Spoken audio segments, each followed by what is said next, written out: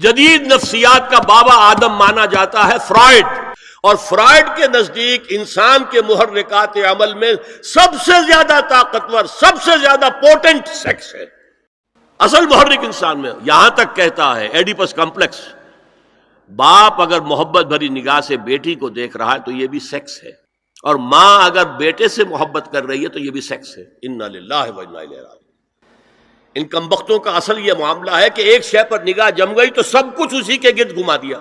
مطلب بات غلط نہیں ہے، sexual motive one of the most important motives, no doubt about it. اگر یہ نہ ہو، اگر عورت میں مرد کے لیے اٹریکشن نہ ہو، اگر عورت کو مرد کی احتیاج نہ ہو تو تمدن ختم ہو جائے۔ کون شادی کا کھکیڑ مول لے گا؟ ایک پیٹ پالنا اور ہے، ایک خاندان کی ذمہ داری اور ہو جائے گی۔ یہ اس قدر زبردست جو ہے، یہ موٹیویشن ہے، اندر سے جذبہ ہے اور اٹریکشن ہے شدید۔ اس اعتبار سے یوں سمجھیے، جتنا زوردار گھوڑا ہو اتنی ہی زوردار لگام چاہیے اگر ڈسپلن میں رکھنا چاہتے ہیں۔ لہذا اس سیکس کو ڈسپلن میں لانے کے لیے کہ قانونی تعلق ہو ایک مرد اور عورت کے درمیان، ازدواج ہو، شادی ہو جائے، یا دوسرا راستہ وہ بھی تھا جو آج کل نہیں رہا، باندھی ہو کسی کی، مل کے یمین ہو، ان کے اندر سیکشول انٹرکورس جو ہے وہ ہو اور اس سے باہر نگاہ بھی نہ جائے۔ قرآن اور حضور دونوں کس قدر حقیقت پسند ہے۔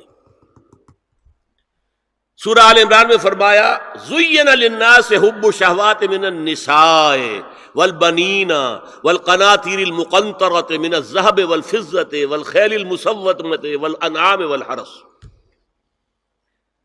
انسان کے اندر محبت پلا دی گئی ہے، مزین کر دی گئی ہے، کن کن چیزوں کی؟ سب سے پہلے عورت، سب سے امپورٹنٹ موٹیو عورت، پھر بیٹے،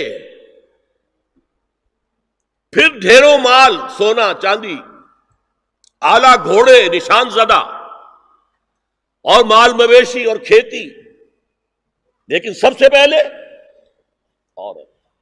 زُيِّنَ لِلنَّاسِ حُبُّ الشَّهَوَاتِ مِنَ النِّسَاءِ وَالْبَنِينَ وَالْقَنَاطِيرِ الْمُقَنطَرَةِ مِنَ الذَّهَبِ وَالْفِضَّةِ وَالْخَيْلِ الْمُسَوَّمَةِ وَالْأَنْعَامِ وَالْحَرْثِ۔ اسی طرح دیکھیے حضور صلی اللہ علیہ وسلم فرماتے ہیں، یہ مسند احمد میں بھی حدیث ہے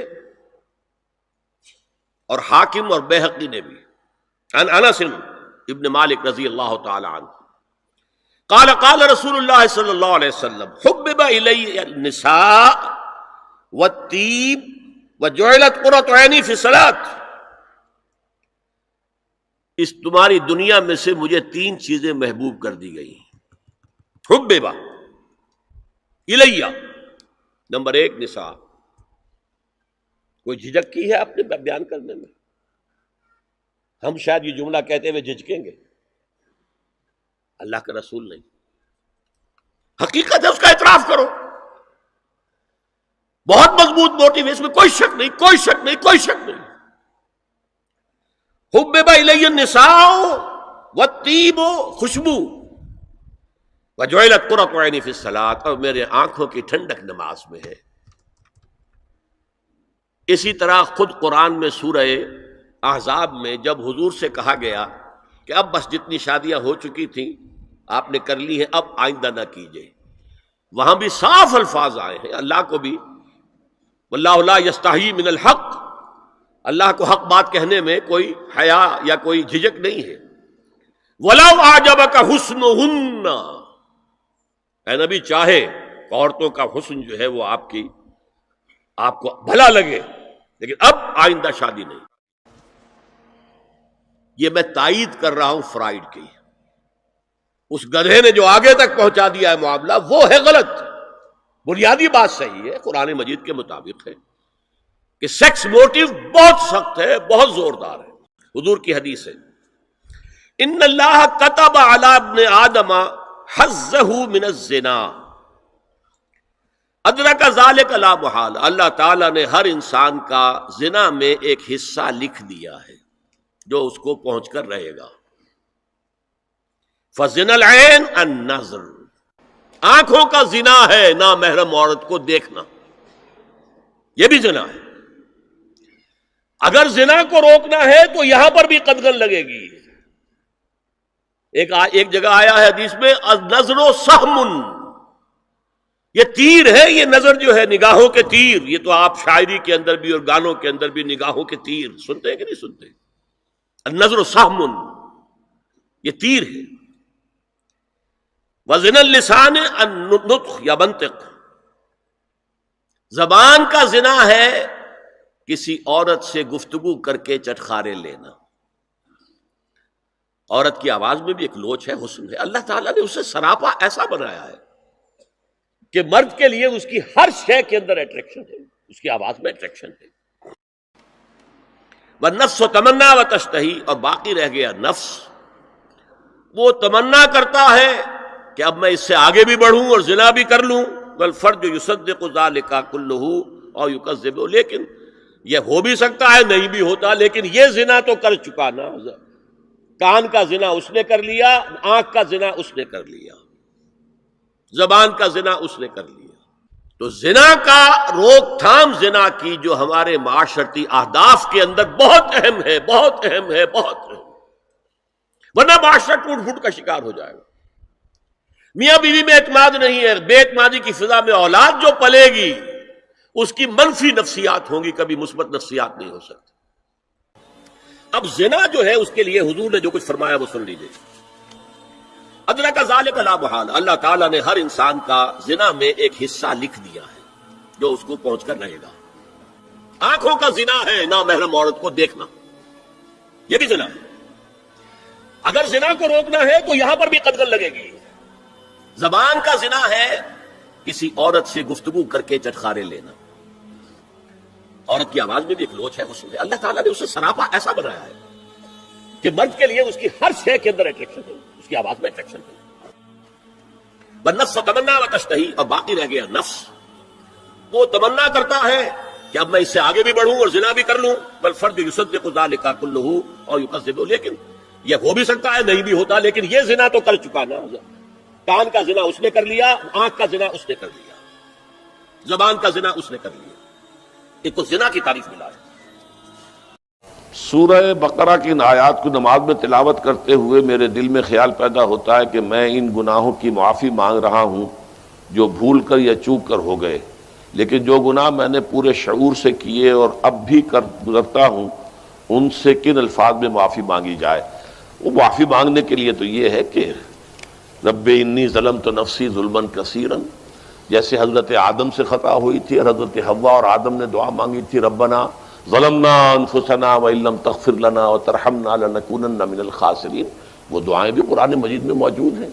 یا جیسے کہ حضرت یونس علیہ السلام سے غلطی ہو گئی تھی، اللہ کی اجازت کے بغیر وہ اپنی قوم کو چھوڑ کر چلے گئے، تو انہوں نے جو تسبیح کی ہے، جو ہمارے ہاں جس کی تسبیح بھی کی جاتی ہے اور اس کا آیت کریمہ کا جو ہے ورد کیا جاتا ہے، کہ وہ بھی اصل میں قلب کی گہرائیوں اور شعور کے ساتھ جو اگر ادا کی جائے تو بہت لا الہ الا انت سبحانک انی کنت من الظالمین۔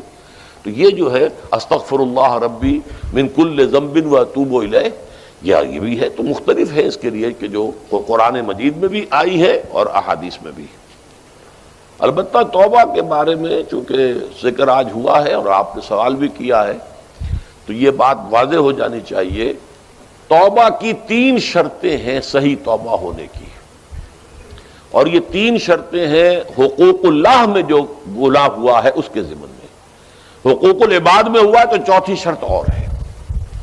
وہ 3 شرطیں کیا ہیں؟ گناہ پر حقیقی پشیمانی ہو، دل میں شرمندگی ہو، تعسف ہو کہ یہ کام میں نے کیوں کیا یا کیوں کرتا رہا اب تک، اور نمبر 2 عزم مصمم ہو کہ آئندہ ہرگز نہیں کروں گا، اور نمبر 3 اس کو چھوڑ دے بالفعل، وہ عزم مصمم پر عمل شروع ہو جائے۔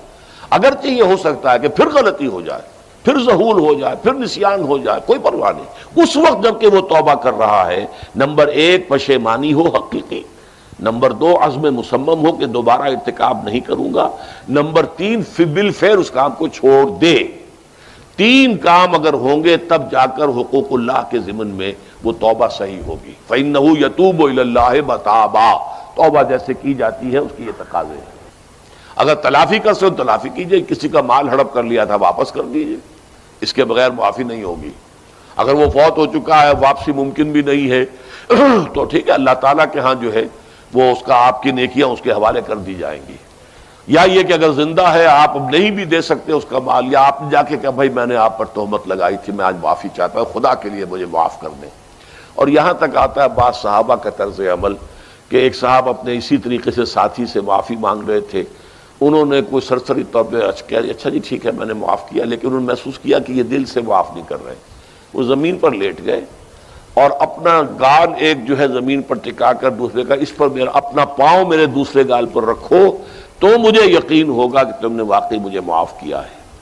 تو یہ کیفیت تو اس انسان کی ہوگی نا جسے واقعتاً محاسبہ اخروی کا احساس ہو اور شدید کہ اس کی جواب دہی ہوگی، تو اس کے لیے تو پھر وہ ہر طرح سے تلافی کے لیے خوشامد کرے گا، بھائی خدا کے لیے مجھے معاف کر، اور جی معاف کر دیں آپ، بس یہ کیا ایک معافی وہ ہوتی ہے، وہ جو پولیس والے بھی معافی مانگ لیتے ہیں کبھی کبھی، تو وہ معافی نہیں ہوتی، حقیقتاً دل سے آپ معافی مانگیں تو وہ ہے معافی، اور واقعتاً دل سے معاف کریں۔